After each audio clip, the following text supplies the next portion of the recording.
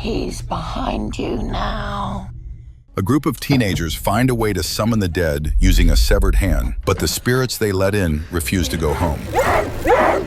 We open at a packed house party where a guy named Cole is looking for his younger brother Duckett, who's supposedly high and acting out. Cole finds him locked in a bedroom, shirtless and muttering to himself. When Cole tries to drag him out, he notices half the party is filming them on their phones and loses his temper. That's when Duckett stabs Cole, then turns the knife on his own face while everyone scatters. Cut to later in the same town where we meet Mia, a teenager who's spending the second anniversary of her mom's death quietly falling apart. Her mother, Rhea, died after an overdose on sleeping pills, and Mia blames her dad, Max, for not doing more to stop it. To get away from him, Mia offers to pick up a younger kid named Riley, who's out with a friend. On the drive, they pass a badly hurt kangaroo on the road, and even though Riley begs her to stop and help, Mia just keeps driving. Once they get to Riley's house, Mia beelines for his older sister Jade, who's Mia's best friend. Jade's on the phone with her new boyfriend and barely notices Mia walk in. Mia thinks of Jade, Riley, and their mom Sue as her real family. At this point, the girls stumble on a video of a classmate looking possessed at some party. Jade brushes it off as fake, but Mia's curious. No. To see if it's real. No, not tonight, Mia. I can't. And honestly just wants a distraction from her mom's anniversary. So she talks Jade into going. It's my mom's Remembrance Day.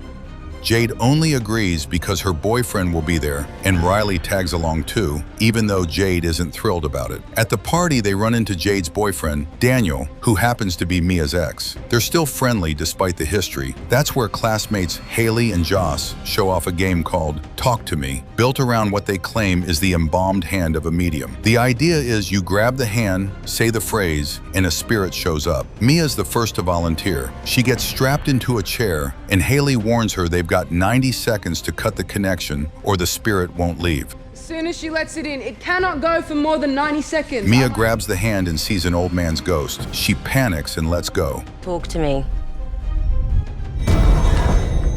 Everyone hypes her up except Jade, who isn't buying any of it. Mia tries again. This time a creepy woman shows up, and once she says the line to let the spirit in, her whole body seizes up. I let you in. Jade wants it to stop right away, but a minute later, Mia comes out of it fully possessed, talking in this warped voice and creeping everyone out, including Riley, who she zeroes in on. He's behind you now. The timer's already blown past 90 seconds before Haley and Joss manage to snap the connection by blowing out the candle. Mia seems fine afterward, and somehow that convinces the whole group to start taking turns back at the house. Mia tells Riley being possessed felt incredible. What did the hand feel like? Felt like I was glowing. Felt incredible. Which gets Daniel wanting a turn too. So Jade asks Haley if they can run it back at her place that night. They cover for each other with Sue, and once everyone's gathered, Daniel jumps in first. His spirit is chaotic, making him act inappropriately and even hooking up with the family dog, to everyone's mix of horror and amusement. Once they cut him loose, he's mortified, but nobody stops there. They keep going.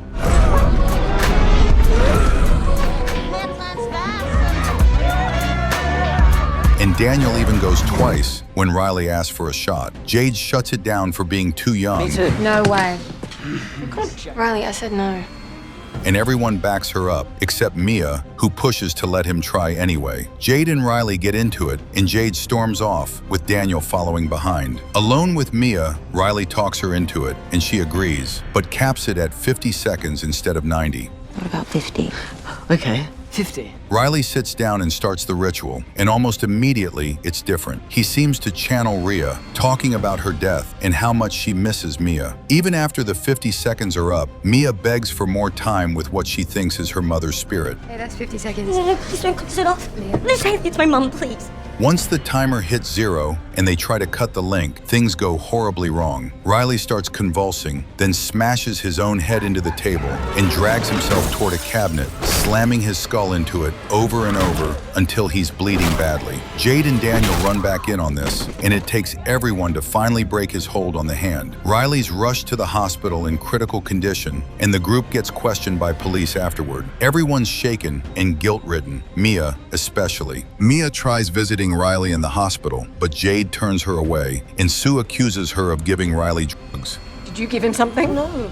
which Mia denies on her way out. Mia spots what looks like her mom's reflection heading toward a bathroom. She follows it and hears Ria's voice begging for help, but finds nobody there. It wrecks her even more. Daniel notices how upset she is and drives her home. Once there, Mia asks him to stay over so his parents don't find out he lied about where he was. He hesitates given Jade, but Mia insists they're just friends and that she doesn't want to be alone tonight. While reminiscing about their history, it's obvious Mia still got feelings for him. Daniel tells her he doesn't think the spirit is really her mother and that it's probably just using her memories against her, but Mia's convinced Ria's genuinely reaching out to her. That night, Mia has a nightmare about her mother's death and wakes up to see what looks like an old woman's spirit leaning over Daniel, sucking on his toes. She screams for him to wake up, and when he does, he's horrified to find it's actually Mia with blank white eyes doing it, not a ghost at all. He bolts from the house. Mia breaks down, slapping herself before pulling the embalmed hand out of her bag. She does the ritual alone, trying to reach her mom, and it works. Ria's spirit appears, telling Mia her death wasn't intentional. It was an accident. I never want to leave you. She also tells Mia she needs to help free Riley because he's suffering, Riley needs help. before lulling her to sleep. Meanwhile, at the hospital, Jade's helping bathe her brother when he suddenly turns violent, biting himself before slamming his head repeatedly into the bathroom wall. Jade screams for a nurse. The next day, the group reconvenes, and Joss admits something disturbing. Duckett is the one who originally gave him the hand and warned him the spirits keep a host by trying to kill them while they're still possessed. So the group tracks down Cole, hoping he knows more. Cole's furious, accusing Joss of Duckett's obsession with the hand and ignoring their friendship. He explains the longer a spirit stays inside someone, the weaker it gets. So their best bet is just to wait. Mia isn't satisfied with that answer. She's convinced the real problem is that nobody blew out the candle to properly close Riley's connection after his ritual. She, Jade, and Daniel sneak into Riley's hospital room to redo the ritual properly, but it doesn't work. Mia then tries something new, using the hand to contact Riley's spirit directly, since she suspects it's been separated from his body during the ritual. She meets the ghost of a young girl who offers to lead her to Riley, and Mia follows her into what looks like a realm full of spirits.